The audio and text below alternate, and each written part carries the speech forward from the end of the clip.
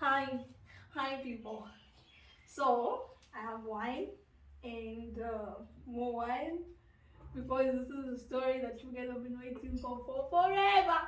And I was like, no, I'll post. Then I fell ill. So yeah. So this is the story. What happened to me and my former housemate.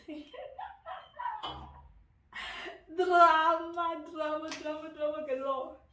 So weirdly enough, I actually remember the events and how they happened date-wise. I'm just hoping I'm going to recall completely now as to how it happened, right? So I remember I'd gone to visit my friend one of the weekend. No, actually, I'm pushing it. So it was the 29th of June. I remember that was the time that we were taken down to, was it level 2 or 3 of lockdown? So I came to work from home. And in the house we were staying in, both of us, we moved in there together in February. And the reason why I moved in together with her was we were staying together the previous year. So the little video we did together, just go scroll through. I'm sorry, I cannot mention names because I'm going to be sued for defamation. But I don't know what defamation I'm doing here, but I'm just saying the stories and how they happened. So the 29th, then no, 28th, so the morning of 29th. So I got into the house and I'm like, no, this place looks too empty. Like as empty as my wall at the moment. And I was like, I want to put my pictures up. The pictures I wanted to put were my graduation pictures, right? Because there had been loitering on the ground for since we moved in February, that's now June. Then I was like, so after saying that, I was told, oh, you need to call my mother and ask my mother for permission. And then I'm like, first of all, I'm 26. I was 26 back then.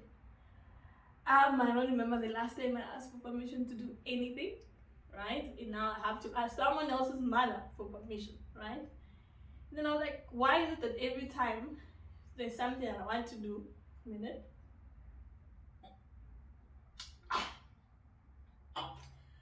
every time I want to do something, it's, oh, you need to ask for permission and what. Because it wasn't the first time, that was like the third time it was happening.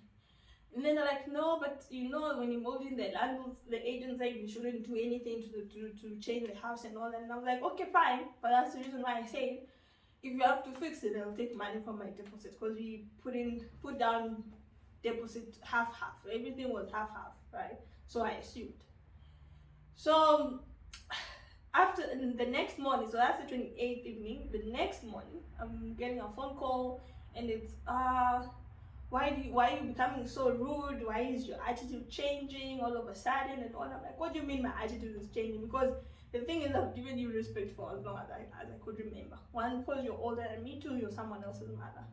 And I was just raised to give respect, irrespective of the age, young or small, right? Big or small. I think the one is getting to me.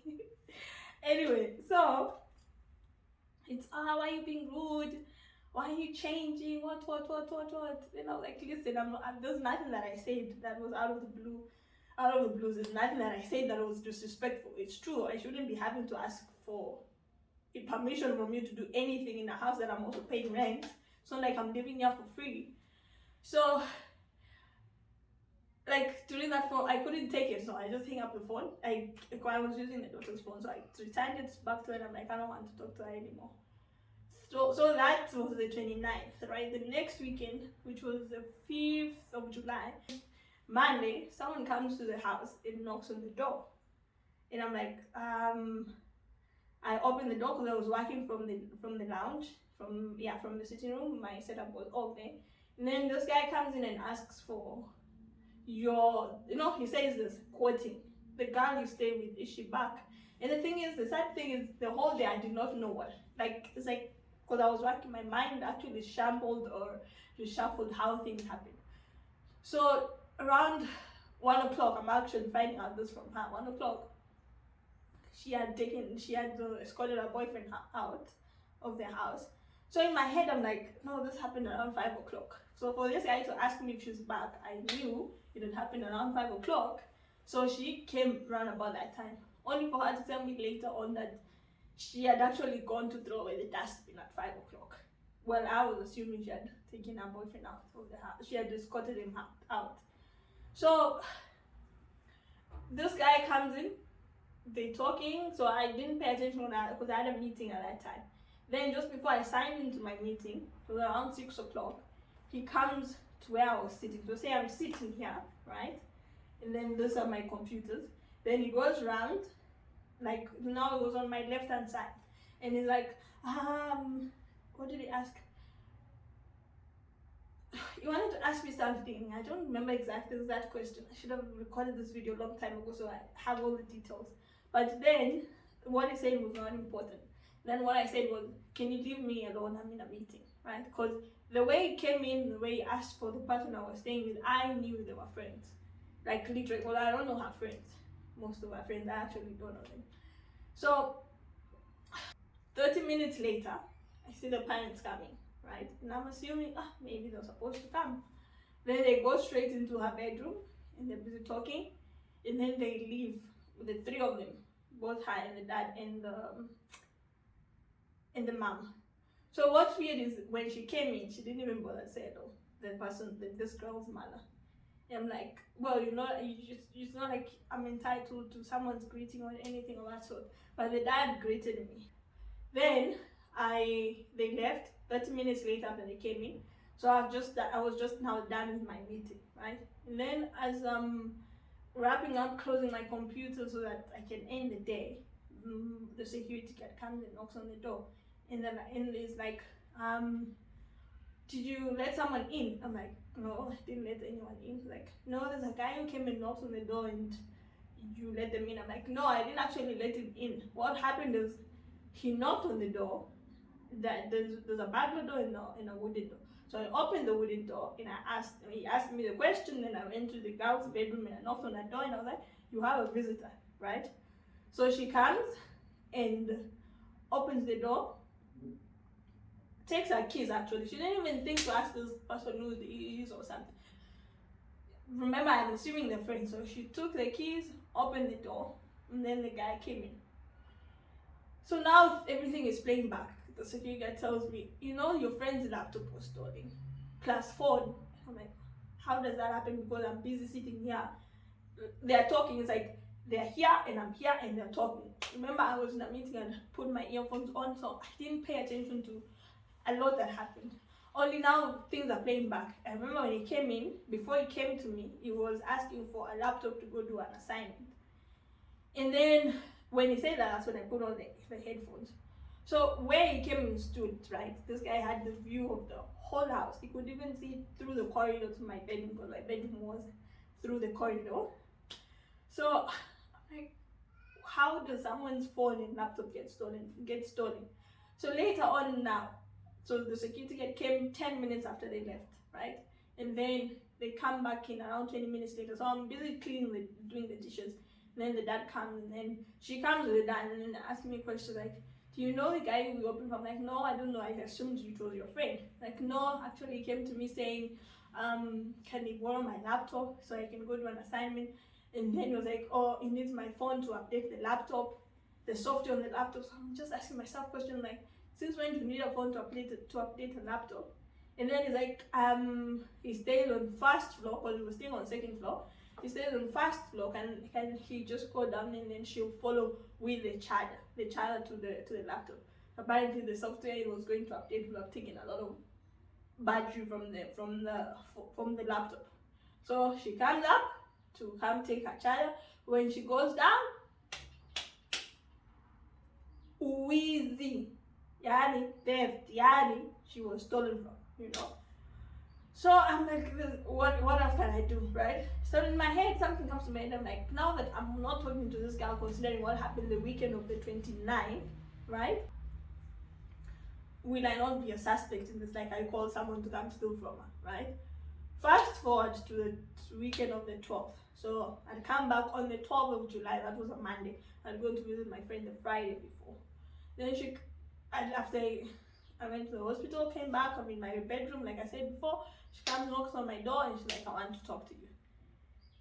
And then I'm going to take you back again to the 6th. I'm sorry. I'm sort of like jumping up and down. So So I go back to the date of the 6th. Some of my co-workers have come to visit. And then as I was taking them out, the security guard called me. The one who came the previous day to come knock on the door and inform me of what had happened. Mind you, there's theft happening in the house where I stay with someone and I don't know about it. I only find out 40 minutes later from a security guard, not even the person that I stay with. Mind you, I also have a phone, the security guard's number dialed into my phone, which if she had told me, we would have called and then caught this guy. This guy actually went. So I'm asking the security guards, guys, did you guys see the person? Did you catch him? Like, yeah, we actually saw him. Weirdly enough, he signed in saying he was going to room 201. Room 201 is where we were staying. And then now I'm left wondering, I'm asking the security guard, how does he know we stay in room 201? And then how does he know that I stay with a girl? Not even asking me, do I stay with my husband, do I stay with my boyfriend? He didn't bother to ask that, you see. He went straight to the point. So now this is when the security guard is telling me, I was actually thinking it's the boyfriend. And then that's when I got the courage to actually also say the same thing. Like, weirdly enough, I was also thinking it's the guy. Because previously to that, she had told me stories about the guy. Apparently he happened to go to the house, to the where he was staying with a friend to go, and they'd gone to visit, and then the friend stole from the other friend his phone and his wallet. That's why. And then that time it was just out, so he he was supposed to sleep in our house, so he slept there. That became a trend, so it was like sort of like this guy had moved in, so now I have a problem with when I buy groceries. I would spend extra compared to her because I'm working, she's still in school. It's just something in me, it's my nature. I take care of the younger one, right? Or someone that I stay with, I don't mind. So sometimes I will buy extra things.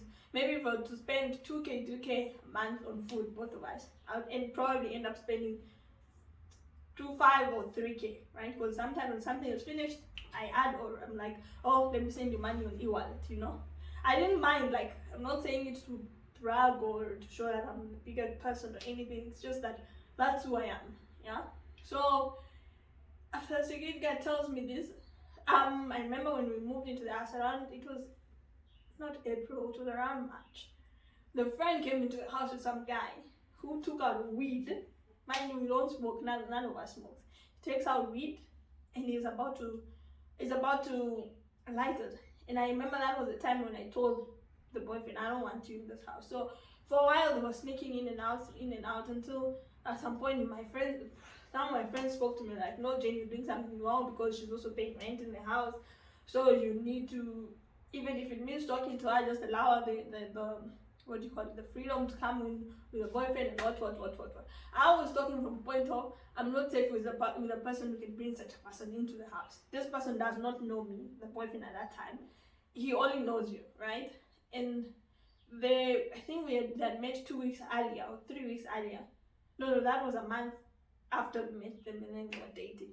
So I came back and spoke to her and I told her, no, it's fine, you can come in, but apology because this is some place that we both share. It's not your place and neither is it my place for me to give you conditions, right? So there's that a deal, and then there's this deal where he goes with another friend. So in my video actually cut at some point. So like I was saying, there's the 2 deals, and I remember that the 6th when I got into the house and I called up plus the boyfriend and I'm like, listen, what I'm going to do is I don't want you in this house anymore. All because I'm trying to think about myself here, right? I'm going to be selfish in this particular situation. And I'm telling him, you coming here and you usually come, I've been told by the security guards, you either come and you don't register that you're coming in because you need to register in a book when you come into the complex. Number 2, you say you're going to another house, but you're always here, you're always sleeping in this house. So the thing is, you need to go back to your house because getting enough this boy's mom stays like 5 to 7 minutes from where we stayed, right?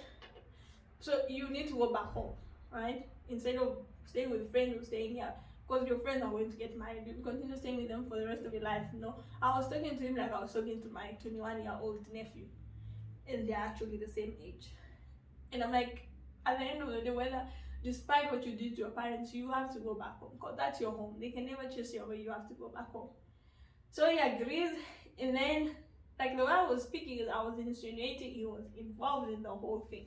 But I'm telling him, now see, I'm not the only one who's thinking that. Someone else is thinking that. What if you're the one who gave the information to the person who was supposed to, who came into the house and knew such intimate information like the room we stayed in? He signed and saying his name is Mulalo, is coming to room 2, and he gets to the house and he's asking me for a girl that I stay with. Why did he not say my boyfriend or my husband or anything of that sort, you know? And so we agree he's to leave, he sleeps there that night, and then the next day he leaves. So fast forward to the week of the 12th, right? The Monday that I received the bad news, I'm sleeping, and then she comes into my bedroom, she's like, can I speak to you? Then she's like, I don't know why, I don't understand why you don't want my boyfriend here, and what. I didn't pay much attention to what she was saying. All I remember she was saying, and like summary of what she was saying was, he'll keep on coming to the house whether I like it or not. And I'm busy asking her, do you think I was telling you these things out of stupidity? Because I don't understand. The reason I was telling you this is, what if one time this guy comes here, there's theft, right? And then he is found in our place when they're suspecting him. Who do you think will suffer more between me and you? Remember, I'm not from this country, right? So it'll be, I'm harboring a thief, right? And if anything, I might be sent back to my country. You still remain here with your parents because you're technically South African.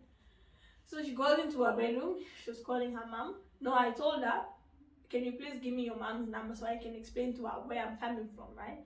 Then she goes into the bedroom and she calls her mom. Then 2-3 minutes I come knocking on her door. I'm like, are you really telling your mother the reason as to why I said what I said?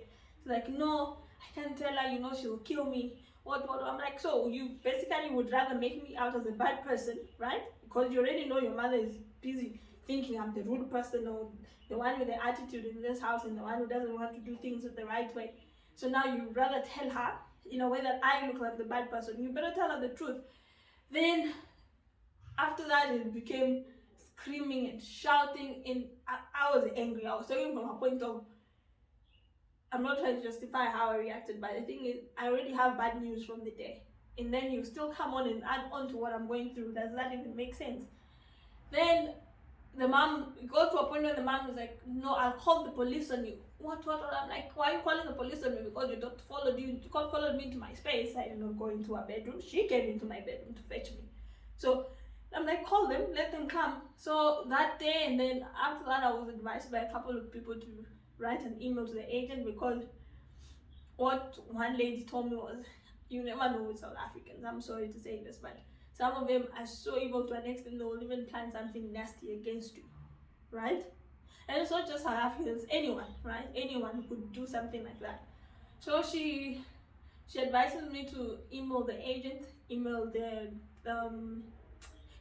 agent and the caretaker explaining my situation. So I explained everything with the dates and how they happened, and I did not take out anything. I did not add or I did not omit anything, because I needed to put myself in the story. Because most of the time we'll give a story and you make yourself out to be the saint, you know, and the other person to be the wrong one.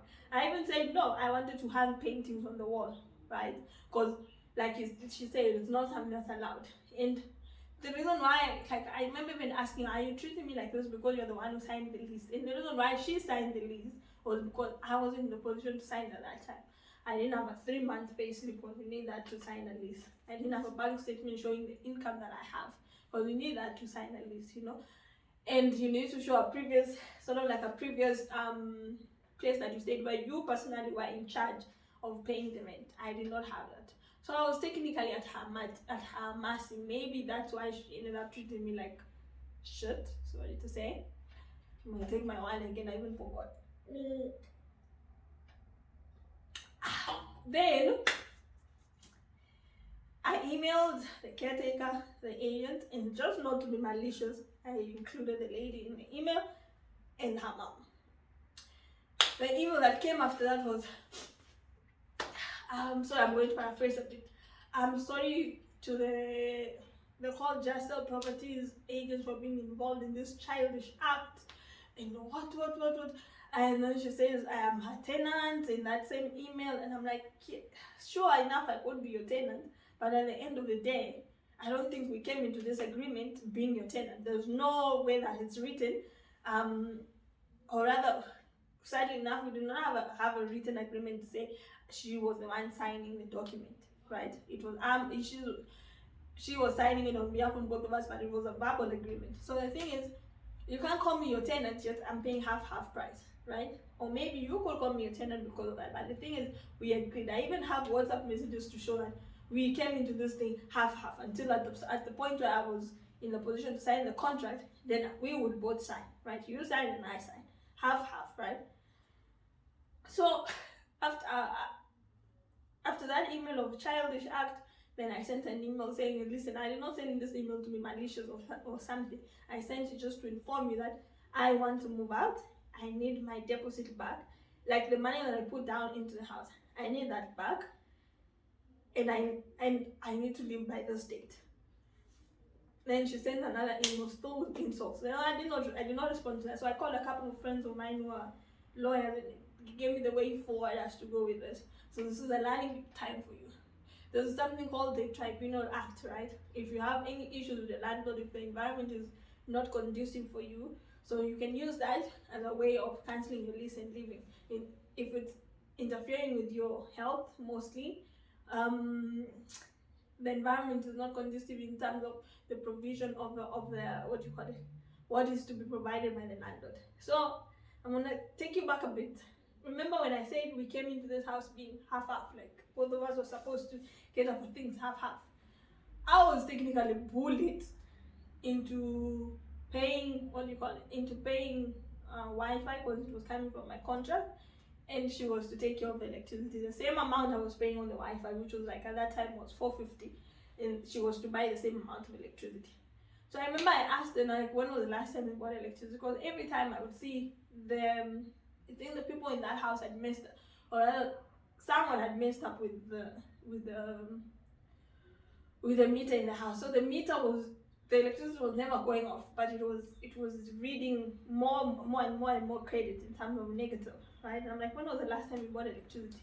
Tells me, oh, I bought what. Now she's looking for the receipt. By the time I was moving out, we never found the receipt. Only for me to ask her that 29th after she made her mom call me to rather say that I was being rude, and I asked her, when was the last time you bought electricity? And she's like, she does the calculation, and it comes down to around 1K something. This was like 5 months we'd already stayed in that house. And I'm like, in that 5 months I already paid almost 2,500 for the Wi-Fi. How is it that you're paying quarter of what I had paid by that time? It doesn't make sense. So I'm technically in this house to take care of you, right? Because there's nothing from your end that you're doing to show that we're being fair to each other here. So that was some of the things that I also listed in that email. And after that, it was just her sending me emails, threatening me. It was, oh, I've sent an email to my lawyers, you're going to get a court case so and so day. And then that day she sends me a screenshot, which is the reference numbers are sort of like scratched out, something called Scorpion. And I'm like, why does this seem like, come to think about it, the date of that screenshot corresponding to the date of, rather the period when the daughter was stolen from. So how is that even related to me? So there's even intimidation. So that was like my third point. Like, she was technically intimidating me and insulting me because she called me a tenant in writing, right? So long story short, I managed to move out, right? After it was a whole wrangle, a whole fight.